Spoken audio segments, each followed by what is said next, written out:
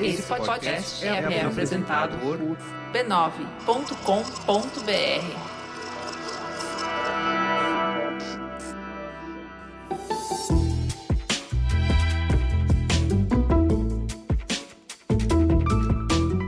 Mamileiros e mamiletes, sejam bem-vindos ao nosso espaço semanal de respeito e empatia.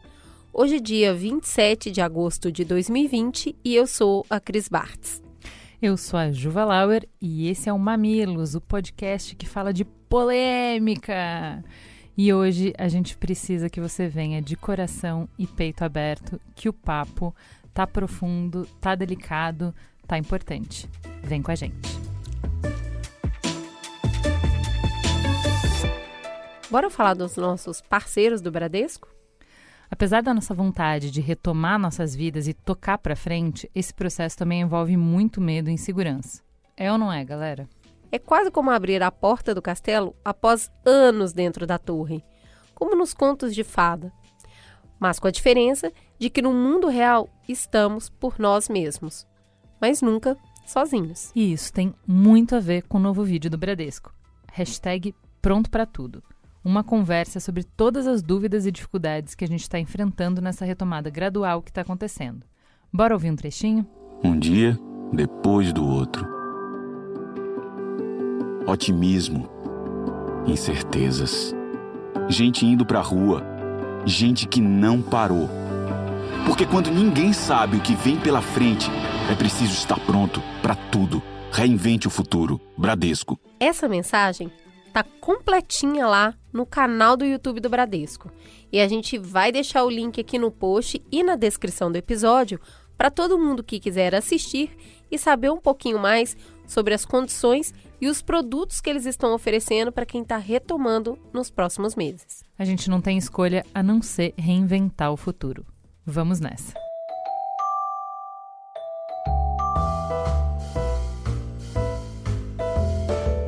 E eu tô sabendo que a nossa carinha vai rolar pela internet nessa semana que vem. Juliana, conta aí onde é que a gente vai aparecer. Mas é muito. Vamos botar nossa cara no sol. Do dia 1 a 4 de setembro, você poderá nos encontrar no UPix Summit, o maior evento de influência da América Latina. São 57 painéis e mais de 130 palestrantes reunidos para um evento que vai discutir o momento, os rumos, a importância e a responsabilidade desse mercado que cresceu tão rápido. E o que é mais legal, o B9 assina a curadoria das conversas sobre podcast. Todos os dias a gente traz uma conversa sobre os principais assuntos dessa nossa maravilhosa indústria vital. A gente vai falar sobre audiência, sobre conteúdo, sobre as plataformas, sobre rentabilidade. Vem puxar sua cadeirinha nessa conversa. Tá muito legal a programação do UPix esse ano. Não só porque não tem palestras concorrendo, então é isso aí, você vai entrar e vai assistir aquela palestra daquele momento ali sem perder outros conteúdos e é 100% online e gratuito. Tá aberto para todo mundo. É só entrar no upix.com.br/upixsummit, fazer a sua inscrição para poder acessar os conteúdos. Cola com a gente. Bora chamar a galera do Perifa Connection?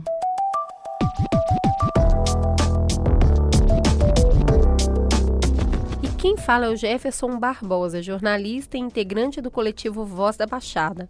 O Jefferson entrou na nossa pauta e trouxe a visão das periferias para as questões de pessoas que vivem em situação de rua. E essa coluna também é a despedida do Perifa Connection do Mamilos. A gente foi uma incubadora para eles conhecerem como é fazer podcast, aprenderem do processo, experimentarem, serem apresentados para a nossa audiência. E agora essa galera vai voar um voo solo. Eles estão se preparando para fazer o podcast deles. Um ano de experiência onde o Perifa Connection ajudou a ampliar a nossa visão de mundo. Obrigada por estarem aqui conosco. E aí pessoal, tudo bom? Aqui é Jefferson Barbosa e hoje na coluna do Perifa Connection eu vou falar sobre pessoas que estão em situação de rua, né? Moradores de rua. A gente está numa época do ano, principalmente aqui no Sudeste, de muito frio. E aí nessa época a gente vê, desde pessoas que estão passando frio por morar na rua, até casos de notícias bem ruins, de gente que coloca veneno na comida e entrega para essas pessoas, de gente que taca fogo em barracas onde tem pessoas dormindo na rua. E a gente às vezes não percebe que essas pessoas estão lá o ano inteiro. A verdade é que no Brasil a gente tem cerca de 100 mil pessoas nessa situação, mais de 100 mil pessoas. E provavelmente esse dado está subnotificado. E aí tem todo tipo de gente, tem gente mais velha, tem gente mais nova, tem criança, tem homens, tem mulheres. E aí provavelmente na sua cidade tem muitas pessoas nessa situação. E é importante, se você tiver uma roupa sobrando, você encontre algum lugar que pegue essas roupas. Pode ser uma igreja, pode ser uma ONG, pode ser um terreiro, pode ser uma escola, alguma organização que vai conseguir destinar isso.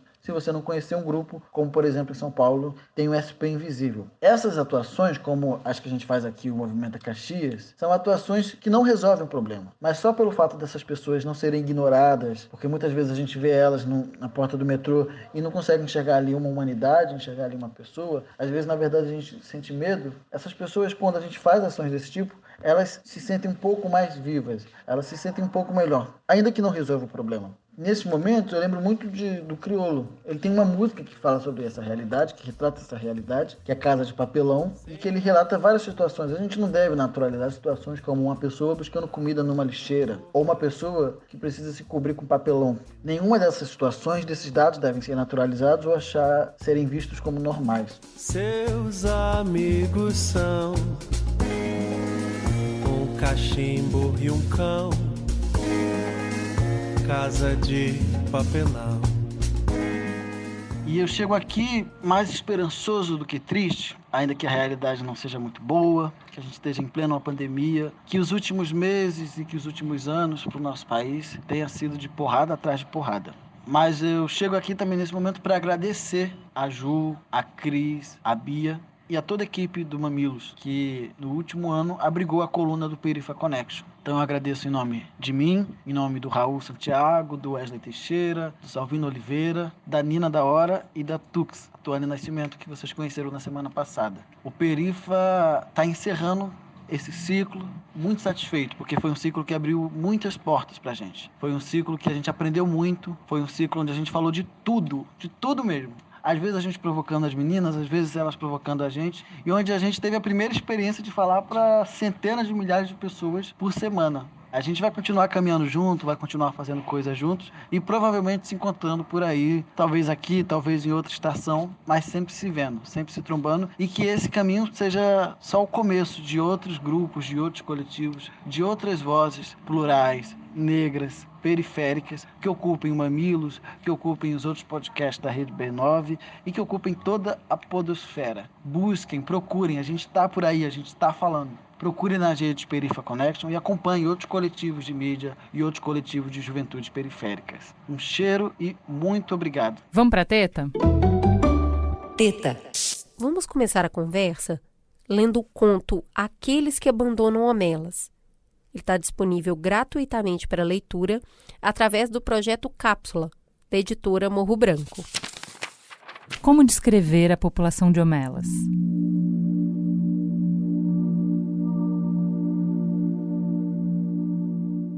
Não havia nenhum rei. Eles não usavam espadas ou mantinham escravos. Não eram bárbaros. Não conheço as regras e leis de sua sociedade, mas suspeito que eram consideravelmente poucas. Assim como passavam bem, sem a monarquia e a escravidão, iam em frente sem a bolsa de valores, a publicidade, a polícia secreta e a bomba. Ainda assim, não eram pessoas simples, nem pastores dóceis, bons selvagens, utópicos mansos. Como posso falar sobre as pessoas de Homelas a vocês? Elas não foram crianças ingênuas e alegres, embora suas crianças sejam, de fato, alegres. Eram adultos maduros, inteligentes, apaixonados, cujas vidas não foram desgraçadas. Ah, milagre! Mas eu queria poder explicar melhor. Queria poder convencer vocês. Nas minhas palavras, Homelas parece uma cidade de um conto de fadas. Era uma vez, há muito tempo, um lugar muito distante. Talvez fosse melhor se vocês a imaginassem como manda a fantasia de cada um, partindo do princípio de que isso esteja à altura das circunstâncias, porque eu certamente não posso satisfazer a todos vocês. Deixe-me descrever mais uma coisa. No subsolo de um dos belos edifícios públicos de Homelas, ou talvez no porão de uma das suas espaçosas residências, há um recinto. Tem uma porta trancada e nenhuma janela. Um pouco de luz se infiltra ali entre as rachaduras nas tábuas, entrando indiretamente por uma janela coberta de teias de aranhas em algum lugar de um outro lado do porão. Em um canto do minúsculo recinto estão 2 esfregões com cabeças fétidas e endurecidas, cobertas de grumos, ao lado de um balde enferrujado. O chão é sujo, um pouco úmido ao toque, como a sujeira dos porões geralmente é. O espaço tem cerca de 3 passos de comprimento e 2 de largura. Um mero armário de vassouras ou um depósito abandonado de ferramentas. Uma criança está sentada no cômodo. Poderia ser um menino ou uma menina. Parece ter uns 6 anos, mas na verdade tem 10. É mentalmente debilitada, talvez tenha nascido com alguma anomalia ou talvez se tornado limitada por causa do medo, da desnutrição e da negligência. Cutuca o nariz e às vezes mexe vagamente nos dedos dos pés ou nas genitálias, enquanto se curva no canto mais distante do balde e dos esfregões. Tem medo dos esfregões. Acha que são terríveis. Fecha os olhos, mas sabe que estão ali, em pé, e a porta está trancada e não verá ninguém. A porta está sempre trancada e nunca vem ninguém, exceto às vezes. A criança não tem compreensão do tempo ou dos intervalos. Às vezes, a porta chacoalha terrivelmente e se abre, e uma pessoa, ou várias, aparece ali. Uma delas pode entrar e chutar a criança para fazê-la ficar de pé. As outras nunca se aproximam, mas a espiam com os olhos assustados, enojados. A tigela de comida e a jarra de água são enchidas com pressa e a porta é trancada, e os olhos desaparecem. As pessoas à porta nunca dizem nada, mas a criança, que nem sempre viveu no depósito de ferramentas e consegue se lembrar da luz do sol e da voz da sua mãe, às vezes fala. Vou ser obediente, diz. Por favor, me deixem sair. Vou ser obediente. As pessoas nunca respondem. A criança costumava gritar por ajuda à noite e chorar muito. Mas agora só choraminga. E fala pouco. E cada vez menos. Está tão magra que não tem panturrilhas. A barriga é saliente. Sobrevive com meia tigela de farinha de milho e gordura por dia. Está nua. Suas nádegas e coxas são uma massa de feridas infectas, pois se senta sobre o próprio excremento o tempo todo. Todos sabem que a criança está lá. Todos os habitantes de Homelas. Alguns foram vê-la, outros se contentam em saber que ela está lá. Todos sabem que ela tem que estar lá. Alguns entendem o porquê, alguns não, mas todos compreendem que a própria felicidade, a beleza da cidade, a ternura de suas amizades, a saúde de suas crianças, a sabedoria de seus acadêmicos, a habilidade de seus artífices, mesmo a abundância de suas colheitas e os ares agradáveis de seu céu, dependem completamente da deplorável miséria daquela criança. Normalmente, isso é explicado às crianças quando elas têm entre 8 e 10 anos, quando parecem capazes de compreender. E a maioria das pessoas que vão ver a criança são jovens, embora, com certa frequência, um adulto apareça ou retorne para vê-la. Não importa o quanto o assunto seja bem explicado, esses jovens espectadores sempre se chocam e sentem náuseas diante da visão. Sentem repulsa, embora se considerem superiores à repulsa. Sentem raiva, indignação, impotência, apesar de todas as explicações. Gostariam de fazer alguma coisa pela criança, mas não há nada que possam fazer. Se a criança for trazida para cima, à luz do sol, fora daquele lugar desprezível, se for limpa, alimentada e reconfortada, de fato, isso seria algo bom.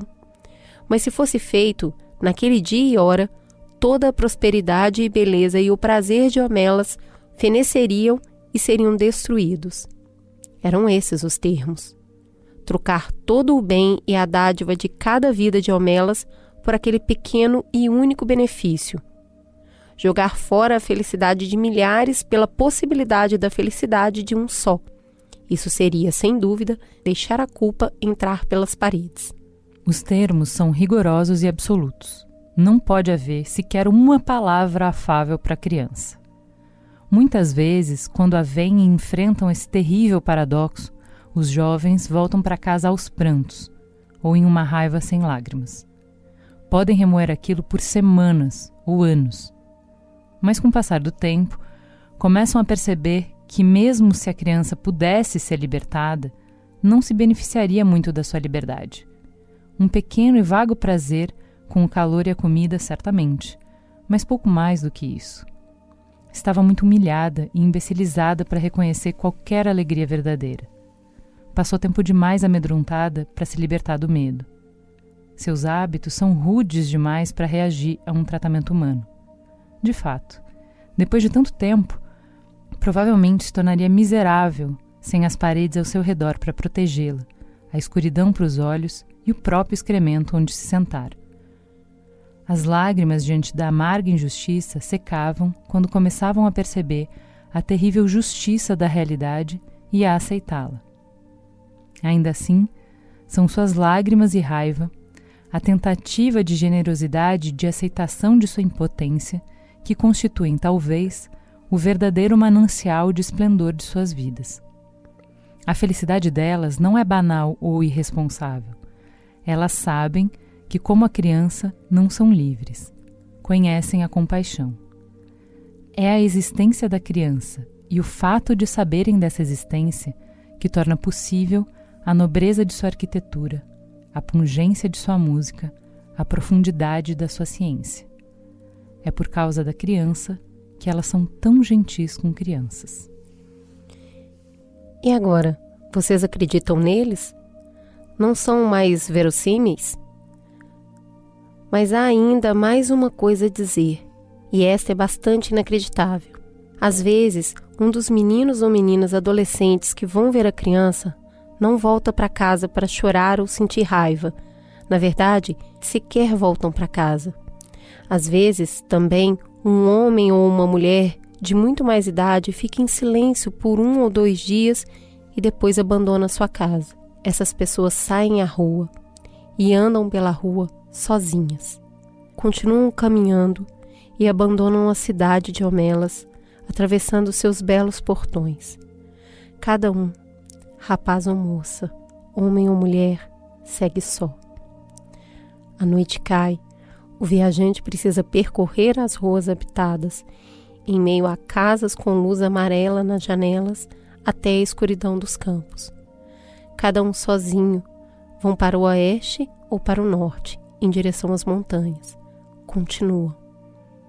Deixam Homelas para trás, seguem em frente para a escuridão e nunca voltam. O lugar para onde vão é um lugar mais difícil ainda de imaginar para a maioria de nós do que a Cidade da Alegria. Não consigo descrevê-lo em absoluto. É possível que nem exista. Mas eles parecem saber para onde estão indo, aqueles que abandonam Homelas.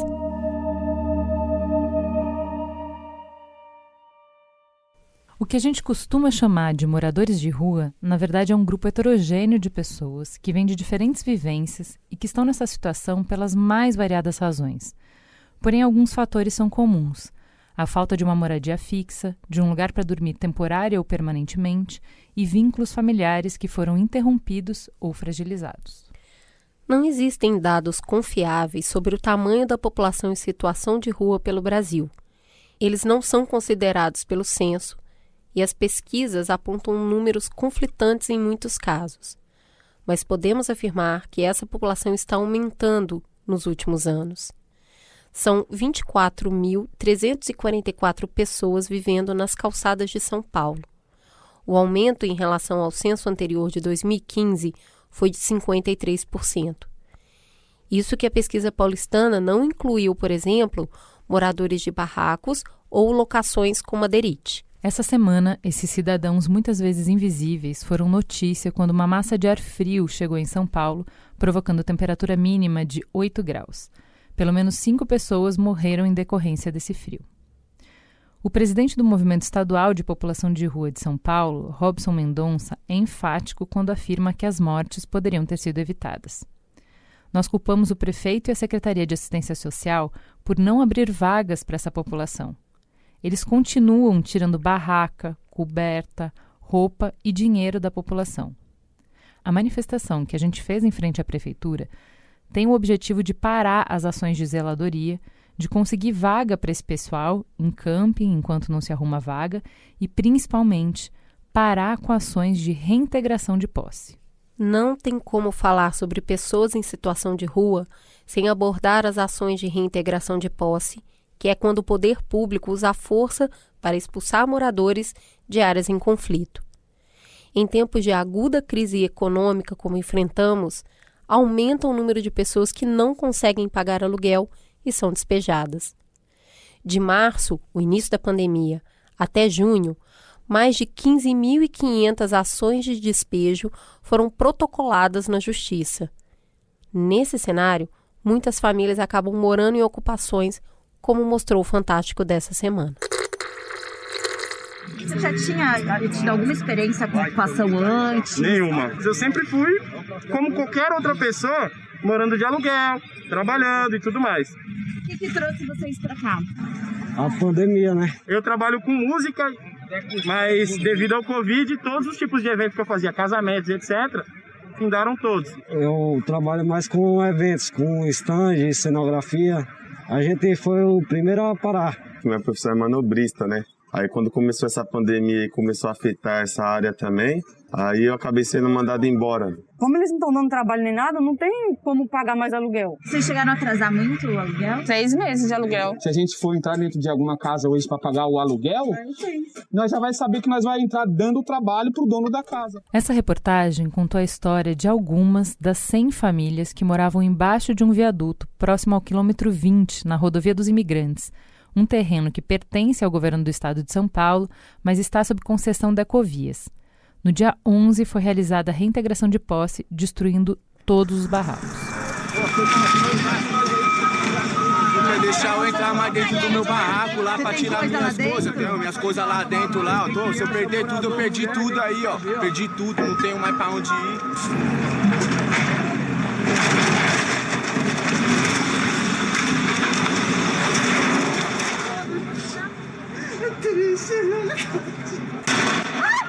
Tô jogando bomba aqui.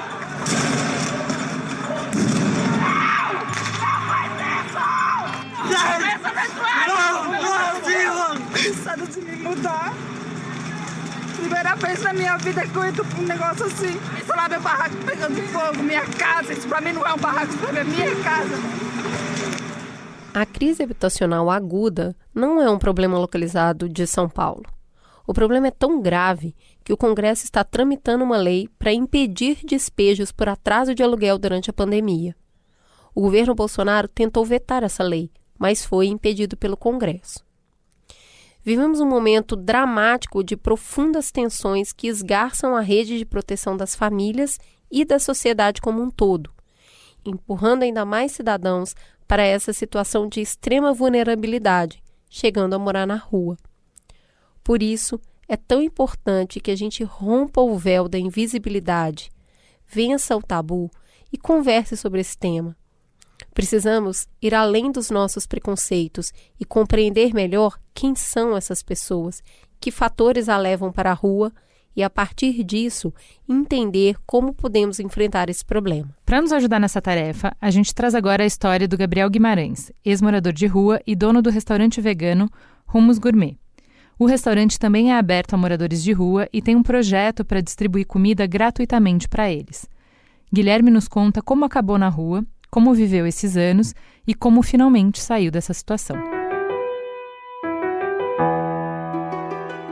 me levou a morar nas ruas foi a morte dos meus pais. Primeiro morreu minha mãe, com isso eu fui parar no orfanato. Depois meu pai me tirou do orfanato e 2 semanas depois ele morreu, né? Então com isso eu tava me vendo num lugar que eu não conhecia, não sabia voltar pro orfanato e acabei ficando pelas ruas durante 2 anos. Bom, a minha rotina na rua é a rotina de todo morador de rua, né, cara? É dormir durante o dia, passar a noite quase sem dormir direito, com medo de acontecer alguma coisa durante a noite, alguém passar a fazer uma maldade comigo, ou alguém roubar minhas coisas que eu tinha, eram poucas. E quando eu encontrava um lugar bem distante de todo mundo, um lugar que poucas pessoas passavam, onde eu conseguia dormir mais.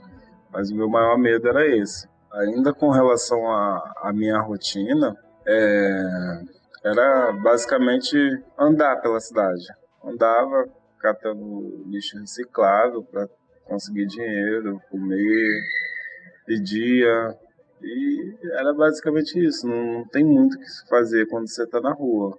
É correr atrás de comida e dormir. Muitas vezes dormir só para poder enganar a fome. E assim ia vivendo. Essa era a rotina que eu tinha durante o meu dia a dia. Eu sentia mais falta mesmo de ter uma pessoa para me dar carinho, para conversar, das brincadeiras de crianças, porque eu fui para a rua muito cedo, eu tinha 12 anos quando isso aconteceu, então sentia muita falta dos meus amigos que eu deixei no orfanato. E o tratamento que eu recebia das pessoas, cara, era um tratamento bem zero, tipo assim, praticamente zero. Porque as pessoas veem o morador de rua, passa por cima, tropeça, pisa, joga alguma coisa em cima e não se importa se ele se existe ali um morador de rua, seja ele criança ou adulto, não se importa. Ele simplesmente ignora o fato de que ali tem um morador de rua. E como eu cresci no Rio de Janeiro, a ação social no Rio de Janeiro é uma coisa que até hoje ainda é um tabu. Na época que eu fui morar na rua, não existia. Existia uma equipe chamada de Leão 13 que passava tirando os moradores de rua das ruas e levando para internatos e tratava super mal o pessoal.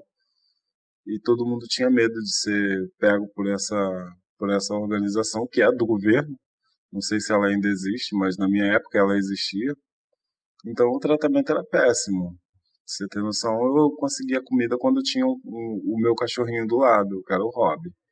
Entendeu? Que o pessoal achava bonitinho o cachorrinho, aí dava alguma coisa para comer o cachorrinho, consequentemente me davam alguma coisa. O tratamento que eu recebia dos meus colegas de rua era o mais perto de amizade que eu conseguia. Graças a Deus eu conheci um rapaz que eu chamava ele de Fiel por ele não saber o próprio nome.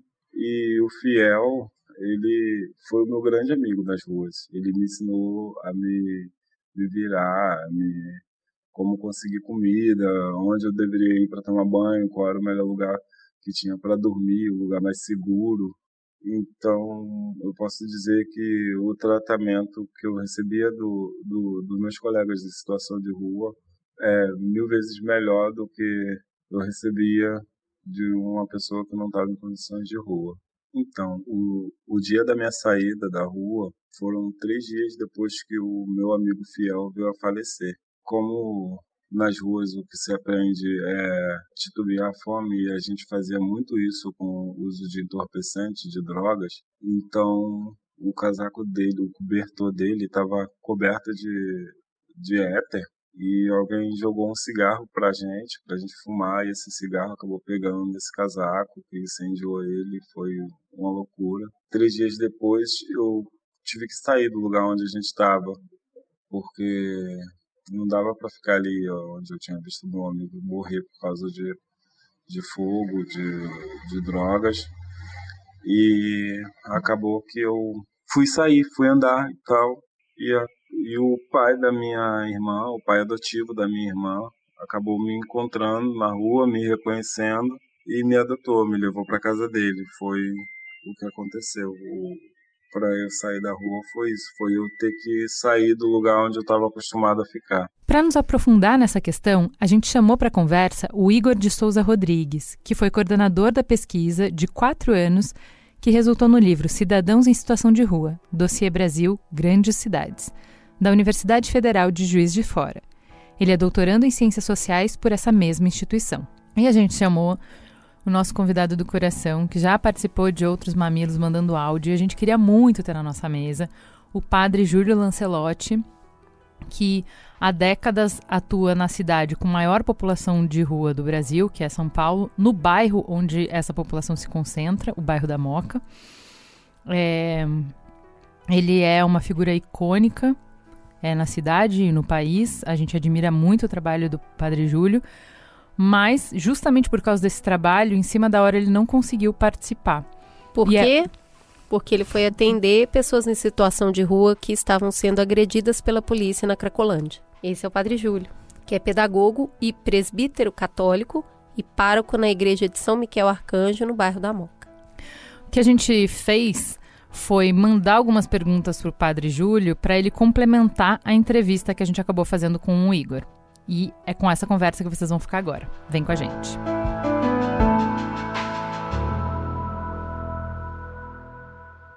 Vamos então iniciar essa conversa pedindo ao Igor que se apresente. Por favor, Igor, conte para os nossos ouvintes quem é você na fila do pão. Boa tarde, meu nome é Igor Rodrigues, eu estudo população em situação de rua há cerca de uns 10 anos e nesse período, me graduei, fiz mestrado, doutorado em sociologia. Eu comecei a investigar a população em situação de rua em 2009, Então, assim, quando eu fiz as etnografias na situação de rua, foi preciso conviver com essas pessoas, Quando você tem um lugar de fala, não basta o Igor como pesquisador, vou escrever sobre população, cidadãos, pessoas, etc., em situação de rua. É preciso sentar na mesma calçada. E uma preocupação fundamental era como essas pessoas lidam subjetivamente com o estigma, com o preconceito que lhes é imposto. Ou seja, que tipo de influência o preconceito tem nas ações dessas pessoas. Esse era o meu primeiro objeto, Logo em seguida, eu fui convidado a participar de uma pesquisa do Ministério da Justiça, da SENAD, Secretaria Nacional de Políticas sobre Drogas, coordenada à época pelo sociólogo Gessé Souza, e essa pesquisa investigava os hábitos dessa população, ou seja, quais são os sonhos, os medos, os dramas, que tipo de vivência ela tem, que tipo de perspectiva, e não só no campo simbólico, mas também no campo físico, onde que ela gosta de, estrategicamente, de dormir, aonde que ela prefere comer, aonde que ela tem, porque essa população ela também tem gosto, A gente acha que só porque está em situação de rua não pode ter gosto, não pode ter vontade, não pode ter sonho. Então isso tudo foi objeto de 10 anos de investigação. Já que você está falando de preconceito, eu queria aproveitar para falar fazer o retrato de cenário de quem são essas pessoas, de como elas vivem, a partir dos estereótipos e dos preconceitos que a gente tem, como você falou, que são impostos para elas. E o primeiro que vem na cabeça quando a gente fala em morador de rua é que eles são vagabundos, É gente que não quer trabalhar, é gente diferente da gente. A primeira coisa que a gente precisa para se dessensibilizar, para a gente conseguir dormir e viver com o fato de que tem pessoas que são ao relento, completamente vulneráveis, é o fato de dizer, mas elas são diferentes de mim, porque se elas fossem como eu, se elas fossem trabalhadoras, o trabalhador trabalho enobrece, Existe dignidade em si no trabalho, qualquer que seja ele, a gente acredita nisso. Padre Júlio, os irmãos na rua não trabalham? Essa afirmativa de que só vive na rua quem é vagabundo e não quer trabalhar parece mais uma visão extremamente preconceituosa.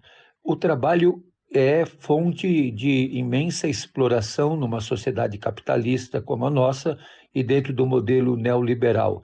A própria doutrina social da Igreja propõe que toda a realidade social tenha como chave de entendimento a questão do trabalho e não a questão do capital. E vendo que o trabalho é extremamente explorado, extremamente tratado de maneira cruel numa sociedade como a nossa. E os irmãos de rua trabalham, e trabalham muito, trabalham na reciclagem, trabalham na montagem de palcos e de eventos. Muitas vezes as pessoas não sabem, mas quem monta todos os palcos do Lollapalooza é a população de rua. Quem monta muitos dos estandes da Fórmula 1 é a população de rua. Todos os shows que são feitos em estádios de futebol, como o Allianz Parque, são montados pela população de rua. A virada cultural na cidade de São Paulo é montada, esses palcos, a estrutura dura desses palcos é montada pela população de rua. Não a parte técnica, a parte elétrica, a parte de som, mas descarregar containers. E muito do comércio, nas áreas de comércio de São Paulo, esses caminhões são todos carregados e descarregados com a mão de obra explorada da população de rua. Então, há inclusive pesquisas e levantamentos, e o próprio censo levanta isso, como a população de rua é mão de obra, e mão de obra barata, e mão de obra explorada numa realidade como a nossa. Então, uma ótima colocação, né? Só que qual é o mito que está por detrás dessa questão? É a construção do liberal, né, da meritocracia. Porque se aquela pessoa se esforça, bem, ele está trabalhando, ele se esforça 10, 14 horas diárias, mas ele não tem nada, eu preciso negar a condição de trabalho dele, para falar, olha lá, ele é o responsável pelo próprio fracasso. Então eu não posso reconhecer que ele trabalha justamente para afirmar a condição de pauperismo, de miséria, de pobreza que ele tem. Se eu reconheço ele como trabalhador, eu desconstruo o modo que o sistema funciona, porque aí eu estou contestando essa dominação social. E puxando esse assunto de trabalho, a gente citou aqui categorias que são informais, vamos colocar assim, mas ainda entre as pessoas em situação de rua, a gente tem um número importante de pessoas que têm carteira e têm carteira assinada. Porque isso até, puxando o que você está falando de meritocracia, vai muito, bate de frente, confronta os programas que informam, a gente vai empregar as pessoas em situação de rua e por isso elas vão sair da rua. Mas esse subemprego não parece realmente gerar renda suficiente para que a pessoa possa comer, vestir, se deslocar e morar. E aí, entre a escolha, a primeira delas é óbvio, sempre comer. Você viu também esse cenário na pesquisa que você desenvolveu das pessoas que estão dentro da formalidade e nem isso é capaz de conseguir dar uma vida com mínima dignidade para essas pessoas? Percebi, né? Há um grande contingente e talvez um dos maiores, porque população em situação de rua não é composta apenas pela pessoa que está dormindo efetivamente na rua. O universo é muito maior. Por exemplo, a pessoa que de repente está, por exemplo, tem uma casa, mas ela vai coletar material reciclável muito longe e não retorna para casa no mesmo dia, fica 3, 4 dias na rua, depois retorna para casa. Ela tem um teto, mas está em situação de rua. Então o grupo é heterogêneo. Por incrível que pareça, muita gente não entende um pouco dessa situação, mas a rua, ela é a ponta de um iceberg, né? Ela é o culminar de um processo. Não é da noite para o dia que a pessoa estalou o dedo, está na situação de rua, etc. Você tem, estudando a história desses indivíduos, eu percebi que muitos já tinham uma trajetória de exclusão. Então você tinha ali violência dentro de casa, uma mãe que morreu cedo e a família desestruturou, a questão da renda, que não havia complementação e tinha uma dificuldade imensa do ponto de vista econômico, a moradia, né, questão de deslocamento, também a questão de trabalho, claro. Então havia uma série de questões, né? Esse fenômeno ele não é um fenômeno simples, ele é complexo. A gente não pode reduzir isso a um argumento simplista, porque se a gente leva esses argumentos, a gente fica reproduzindo esses argumentos, nós não vamos desconstruir a questão dessa realidade, e se a gente não desconstruir, a gente não consegue resolver. Isso que você falou de como é um processo que ele demonstra o fim da cadeia, que é a falha de todos os laços, rede de proteção social, quem não tem o apoio de uma família, quem não vai ter um apoio de uma igreja, quem não vai ter o apoio de uma política pública, que realmente está desamparado de todos os lados, né? E aí, quem são essas pessoas? Pelo censo mais detalhado que a gente tem de demografia de pessoas em situação de rua, que é o de São Paulo, ele diz que 70% dessas pessoas são negras. E quando a gente vê qual é a representação de negros na população brasileira, a gente vê que a representação de negros na população em situação de rua é 67% maior do que na população brasileira. Por que isso? Bem, essa é uma questão muito importante, né, de ser debatida. Sobre 3 aspectos eu tenho pensado essas dificuldades. O primeiro deles é o capital econômico. Num segundo momento, nós temos uma outra dificuldade, que é o capital social. O que é o capital social? São, por exemplo, aquela rede que te guarnece se você não tiver, por exemplo, dinheiro. Então, você citou aí igreja, amigos, família, e essa população ela tem uma ampla ruptura dos laços afetivos emocionais, né? E num terceiro momento, nós temos o capital cultural, que não é em si para ser entendido como cultura, né? O capital cultural são as disposições que o indivíduo tem, que são predicados de classe, né? Que são aprendizados, são privilégios de classe. Então, assim, por exemplo, autoestima. A gente acha que a autoestima é natural do indivíduo, mas isso tem total a ver com a relação com a classe, né? Ele está aprendendo atividades lúdicas, o pai que elogia o filho, a pergunta que é o que você vai ser quando você crescer. Tudo isso é um predicado de classe que cria autoestima, disciplina, capacidade de autoconcentração no indivíduo. A pessoa em situação de rua, em geral, nós percebemos que esses 3 capitais estavam bastante precarizados. Agora, quando nós vamos aprofundando na questão, dentro do grupo populacional, do agrupamento população em situação de rua, ou cidadãos em situação de rua, como eu prefiro chamar, há a reprodução, né? Essas são camadas que vão se sobrepondo em níveis de desigualdade. Então, você está na rua e ser mulher é um nível de desigualdade. Você está na rua e ser mulher negra é outro nível de desigualdade que se sobrepõe. E isso gera um aguilhão, né? Uma ponta muito complexa do problema, vamos dizer assim, que é como fazer romper essas dinâmicas de desigualdade, né? Padre Júlio, os nossos preconceitos também se alimentam do medo. Quem vive na rua é perigoso, é bandido. Se não tem o apoio da família e dos amigos, boa coisa não é. Se chegou ao ponto de morar na rua, é porque não segue nenhuma regra. Isso é verdade?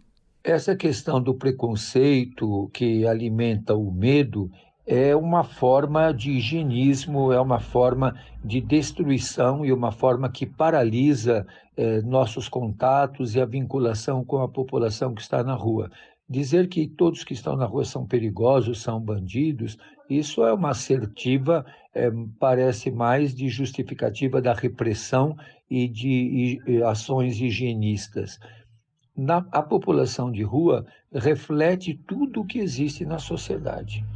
E até eu pergunto para quem pensa assim, você já viu algum morador de rua ser preso porque superfaturou a compra de respiradores? Você já viu algum irmão de rua que é suspeito de desvio de verbas públicas? Você já viu algum morador de rua preso porque fez caixa 2? Você já viu algum morador de rua preso por corrupção passiva ou por corrupção ativa e por ter se apropriado de maneira indevida de recursos públicos? Seria interessante procurar se tem algum morador de rua envolvido nos processos de corrupção. Igor, eu queria aproveitar esse ponto para falar um pouco sobre o terceiro estereótipo, que são pessoas perigosas, ou mesmo que a primeira-dama disse que são pessoas que não seguem regras. Né? São pessoas difíceis de lidar, elas estão na rua porque elas querem ter liberdade total para fazer o que elas quiserem, na hora que elas quiserem, e afinal, a rua, nesse sentido, fica até parecendo um lugar bom, né?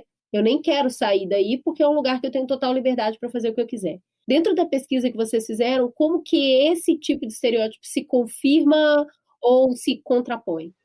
todas as classes sociais usam drogas. Então, se você vai lá na elite, tem alto uso de ansiolíticos, desde as lícitas até as ilícitas.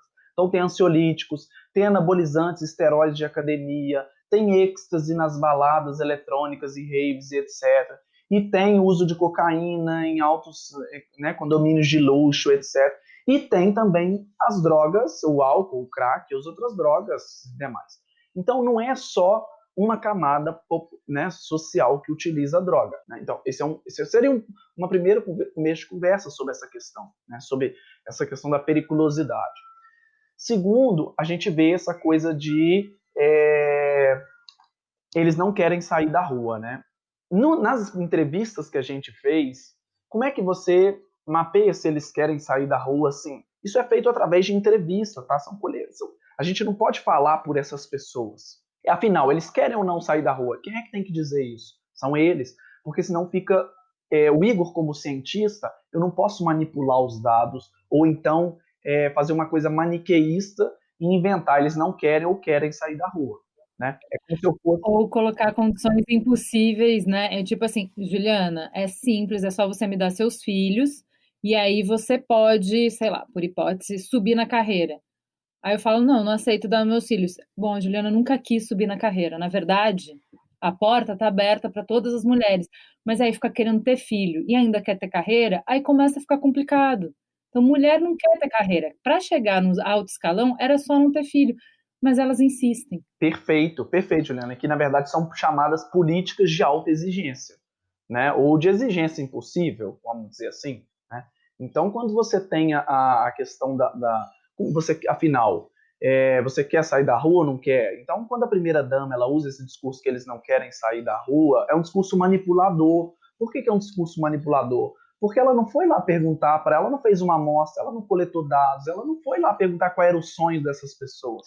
Ela fez uma oferta que, teoricamente, né? Depois a gente entra no fato de que não teve oferta, mas assim, teoricamente ela fez uma oferta que não foi aceita. E aí, automaticamente, é porque as pessoas não querem melhorar de vida e não porque a oferta era inadequada. Que a oferta era inadequada ou que ela está jogando isso por uma lógica de que um não recusou a oferta, todos vão recusar. Então, isso não segue um padrão, isso segue um padrão de senso comum, né?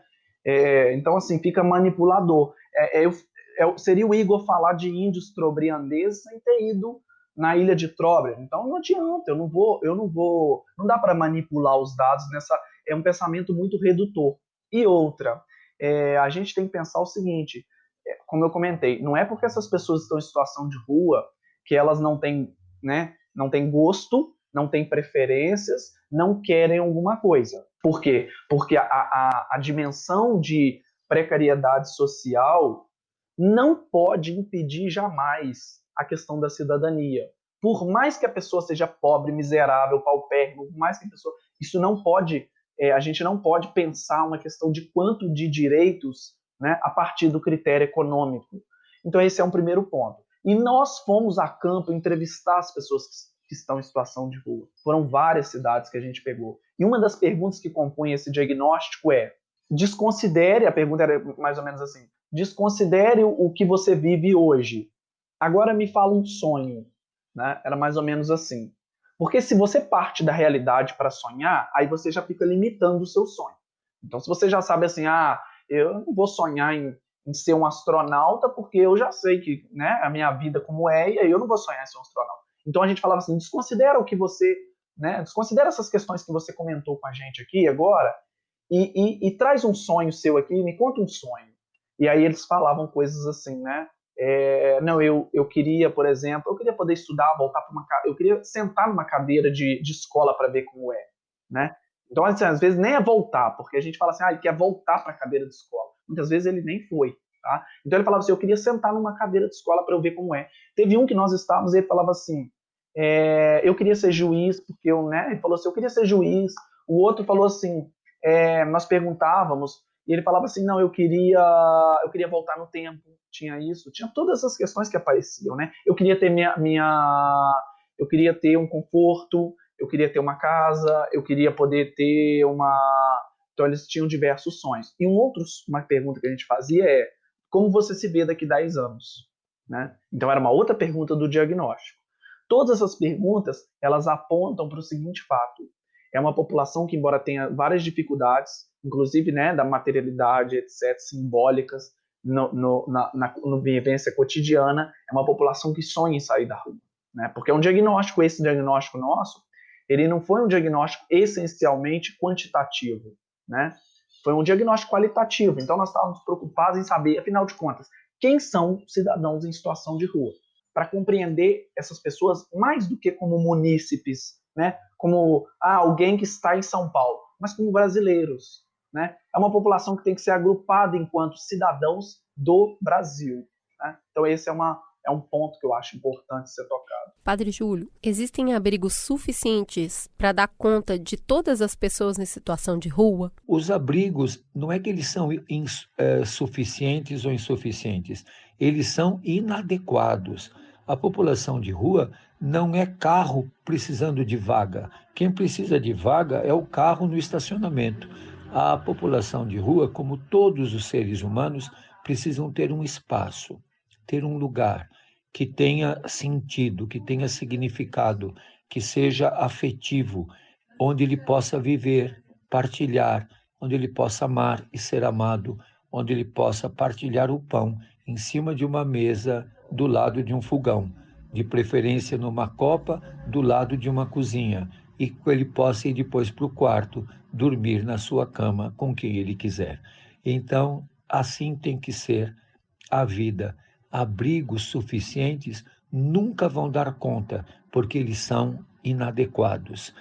Tudo aquilo que é de tutela e tudo aquilo que tira autonomia não humaniza. E agora que a gente entendeu um pouco quem são essas pessoas, né, e desconstruindo um pouco do que a gente imagina que elas são, quais são os desafios que a gente tem para minimamente alcançar a base mínima de dignidade humana? Quando eu falo conforto, escola, cama, eu estou falando da base mínima da vida em dignidade. Quais são os principais entraves, quais são os principais desafios para que a gente diminua a população em situação de rua hoje no Brasil? Padre Júlio, como é que a gente muda esse cenário? Com quais políticas públicas? Com quais mudanças na sociedade? A sociedade neoliberal, ela não é só uma questão econômica, é uma forma de pensar, é uma questão de cultura. Nós nunca vamos ter, entre aspas, porque eu não gosto desse conceito, políticas públicas que deem conta dessas mudanças ou que sejam resultado de uma mudança de cenário. O que é preciso mudar, como lembra o Papa Francisco na exortação apostólica Evangelii Gaudium, é o sistema. Enquanto não mudar esse sistema, nós vamos ter o descarte, porque a lógica desse sistema é descartar as pessoas. Olha, durante esse tempo, a gente conviveu com muita coisa assim, que era muito complexo, né? É preciso juntar profissionais de várias áreas para operar nessa interface. Então tem que ter ali profissional da enfermagem, profissional da medicina, profissional das ciências sociais, da psicologia, né? Nós temos que juntar uma rede que seja integrada, né? Esse é um primeiro ponto. Um segundo ponto é conhecer a própria população em situação de rua. Por quê? Não tem como a gente fazer uma política pública sem dar voz a esses indivíduos. Senão vira uma política impositiva. Afinal de contas, que horas você vai para o albergue? O albergue fecha tal hora e abre tal hora. É aonde você quer. Você vai guardar seu carrinho no albergue? E o seu cachorro? Não, no albergue não tem vaga para ele, né? Então o que acontece?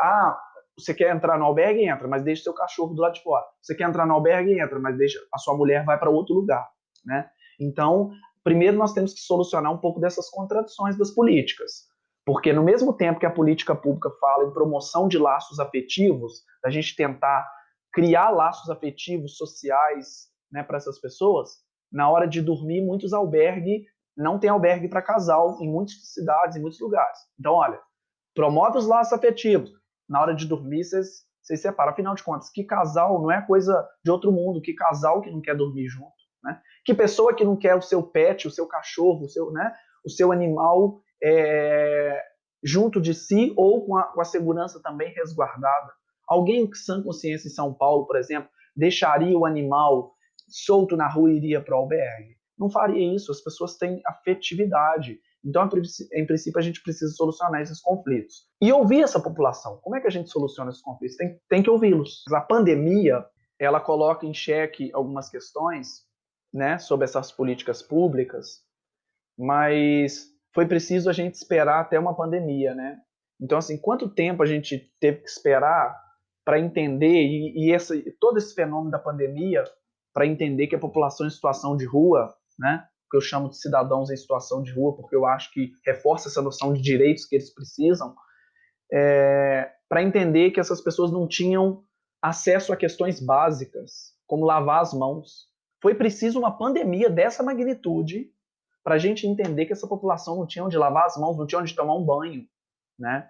Não tinha uma alimentação adequada, ou não tinha onde dormir, ou que os albergues são, muitas vezes, uma construção péssima do ponto de vista sanitário, de proliferação de doenças infecto-contagiosas, de tuberculose, e também aí vai a Covid-19 nesse bolsão aí.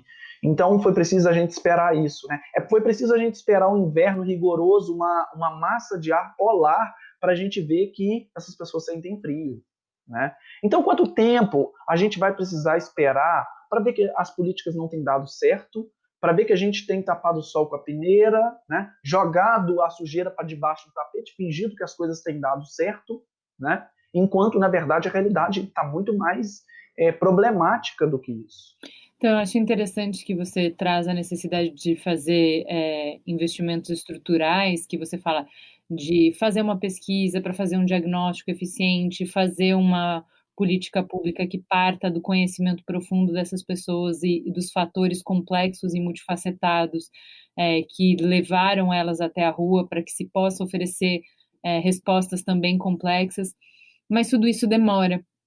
E quem tem fome agora, e quem tem frio agora, e quem está passando violência agora. Padre Júlio, como podemos ajudar agora? Que ação a gente pode fazer que vai fazer diferença hoje? Como que a gente pode contribuir? Nós nunca podemos perder o horizonte da mudança estrutural, mas nós podemos agora mudar o preconceito, transformar e cuidar de que não sejamos preconceituosos, que não justifiquemos ações higienistas, que não justifiquemos a violência contra a população de rua, que não tratem a população de rua com crueldade.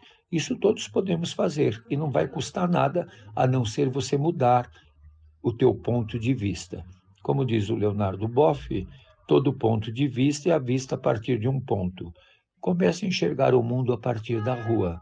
Comece a perceber que essas pessoas têm sentimentos, que eles também têm limitações, que eles também têm possibilidades, que eles são pessoas como todos os outros.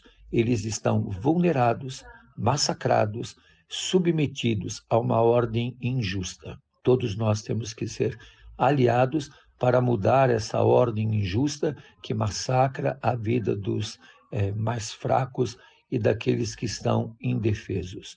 Isso todos podemos mudar, mas você pode mudar também falando com a pessoa que está na rua, mudando a sua forma de olhar, saudando a pessoa e tratando-a com respeito e dignidade. Faça isso, experimente, que você vai ver que o resultado será muito bom. Realmente nós temos que ver os dois aspectos, né? Não dá para a gente ver a longo prazo, sem ver o que acontece agora, porque senão nós estaríamos fatalizando as pessoas que vivem nessa situação atualmente. E também não dá para a gente ver só o curto prazo, porque se a gente ver só o curto prazo, nós estaríamos sempre enxugando o gelo, né? Sempre enxugando o gelo. E aí o problema que surge primeiro nós temos que integrar a rede socioassistencial que existem nas cidades, né? A rede socioassistencial, existem várias entidades que são governamentais e não governamentais, mas que atuam de modo fragmentado. Bem, o indivíduo, ele é um só.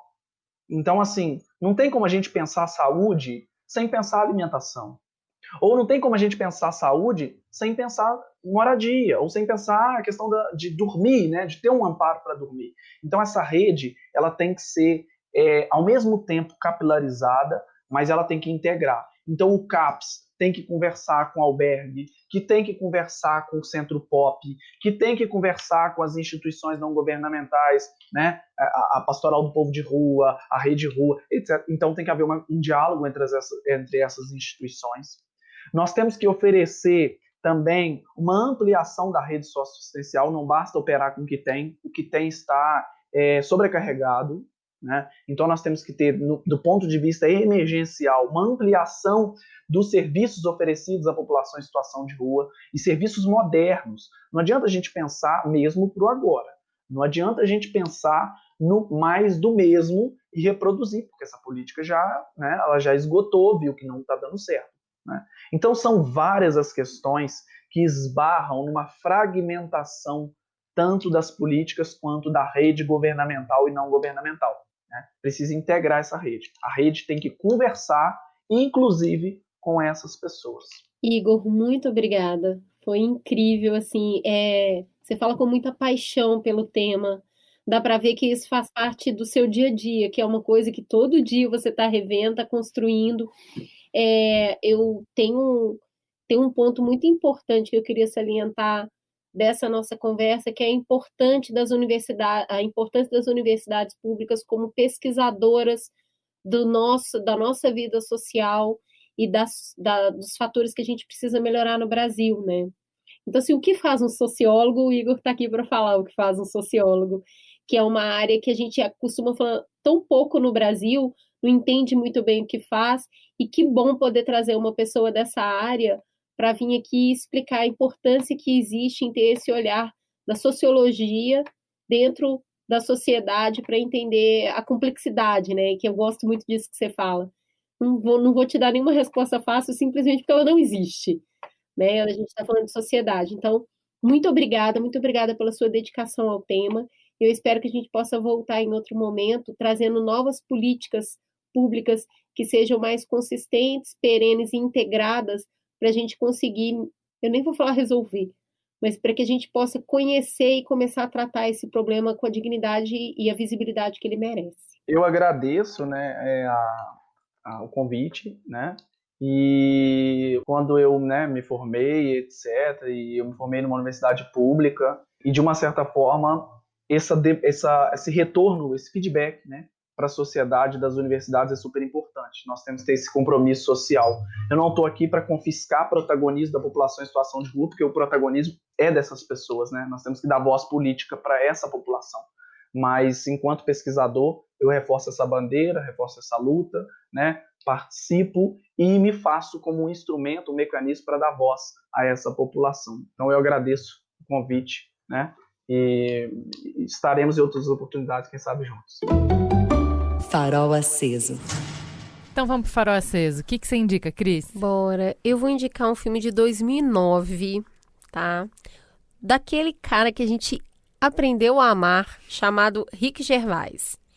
O Rick Gervais é óbvio, roteirista, e ele também atua nesse filme. O nome do filme é O Primeiro Mentiroso. O cara que inventou a mentira. Cara, esse filme tem uma crítica tão interessante, porque é isso, ele vive numa sociedade que não é só que as pessoas não mentem, elas falam exatamente o que elas estão pensando. Então não tem verniz social nenhum. É assim, eu vou te pedir o seu telefone, mas eu sei que você não vai me dar porque eu sou feio. Ai, você tem toda a razão, eu não vou dar mesmo, isso é horroroso. Então assim, verniz social zero. O que as pessoas pensam, elas falam. E elas não sabem o que é mentira, o que é inventar. E nisso é tudo cinza. Porque não tem imaginação, adorei, tem um estúdio de filmes, né, nessa fábula, nessa cidade, chama Filmes Palestra. E é sempre uma pessoa sentada lendo um roteiro sobre a peste negra, sobre qual século nossa, o século ganhador de bilheteria, sabe? Filmes Palestra, porque é isso, é só a história. Então ele mostra a total ausência de criatividade e como que isso impacta na nossa vida. As pessoas sempre muito deprimidas e muito tensas, e é isso, sem essa capacidade de imaginar, que passa pela mentira, né? Pela ficção. Não existe ficção. E ele aprende a mentir. e no que ele aprende a mentir, o momento que o leva a mentir e como ele carrega isso no filme, é o jeito Rick Gervais de fazer. Então, temáticas como envelhecimento, morte, a dificuldade de lidar com a sua aparência física e o amor estão ali, estão presentes. É um filme gostoso, leve, faz rir. A primeira metade do filme é excepcionalmente ótima. E tudo que ele inventa para inventar a mentira acaba incluindo religião. Quem tiver aí a fim de dar umas risadas nervosas, assim, irônicas, O Primeiro Mentiroso. É uma delícia. Ju, o que você tem para indicar? Tem indicar um documentário que eu achei que todo mundo tivesse assistido já, porque foi produzido pelo casal Obama. Eu falei, nossa, isso aí é bombadaço. Joguei no grupo lá do Braincast e aparentemente ninguém viu, ou ninguém me deu bola. Mas aparentemente não é notícia velha. Chama Creep Camp. É uma história, assim, encantadora, apaixonante, de resistência. Pensei muito na série que a gente está fazendo de resistência. Sobre como as pessoas se organizam para enfrentar o governo e ganhar. Como tudo passa por solidariedade, como a gente não transforma nada, não muda nada sem um laço gigantesco, uma rede gigantesca de solidariedade. E tudo começa com um acampamento, com viver junto, com se ver na vivência do outro, com ter espaço para ser feliz, para ter autonomia, para ser respeitado, para ser ouvido, para ser livre, para ser cuidado e poder ter a experiência de cuidar. E eu fiquei muito com a sensação da força de uma ideia cujo tempo chegou, sabe?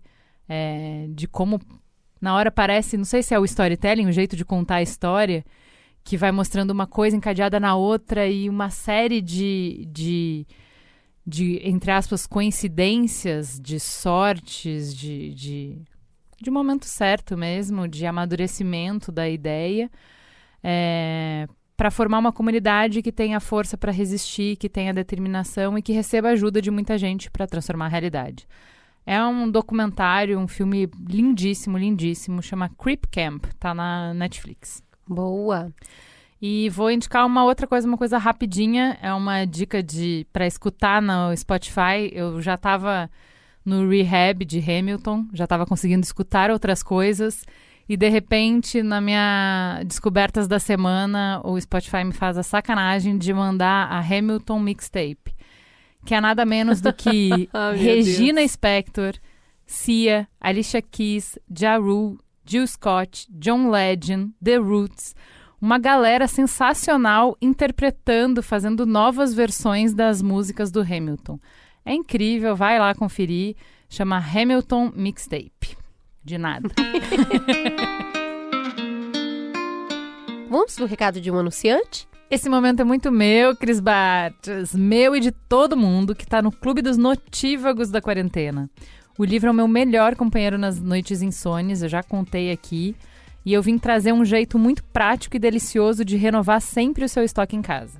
Semana passada a gente falou tanto da importância da leitura que a editora Intrínseca ouviu as nossas preces. O Intrínsecos é o clube do livro da Intrínseca, que envia mensalmente um livro inédito da editora para sua casa.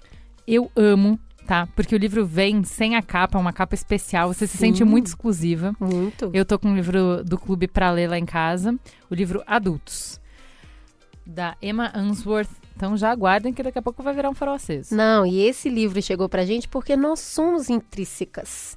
Então vem o livro com uma capa maravilhosa, e vem uma revista que está falando sobre o livro, sobre as temáticas que o livro aborda, e veio junto um diário de bordo do leitor.